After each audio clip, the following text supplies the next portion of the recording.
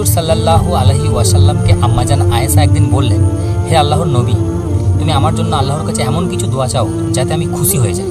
হুজুরে পাক সাল্লাল্লাহু আলাইহি ওয়াসাল্লাম আম্মাজান আয়েশার জন্য আল্লাহর কাছে মোনাজাতে দোয়া করতে শুরু করলেন।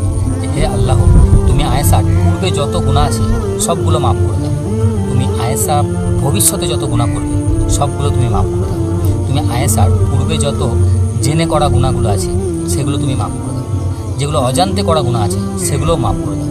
এবং তুমি আয়েশার ভবিষ্যতে যত জেনে করা গুনাহ আছে যেগুলো করবে এবং অজান্তে যেগুলো করবে সেই সমস্ত সকল গুনাহও তুমি মাফ করে দাও। আম্মাজান আয়েশা খুশি হয়ে গেলেন এবং একটু মুচকি হাসি দিলেন। প্রিয় নবী সাল্লাল্লাহু আলাইহি ওয়াসাল্লাম খুশি হয়ে বললেন, আয়েশা, এই দোয়াটা আমি আমার উম্মতদের জন্য প্রতিটা সালাতে আদায় করে থাকি। তো বন্ধুরা, 12ই রবিউল আউয়াল নবীজির জন্ম মৃত্যু একই দিনে। তো নবী দিবস উপলক্ষে তুমিও একবার সাল্লাল্লাহু আলাইহি ওয়াসাল্লাম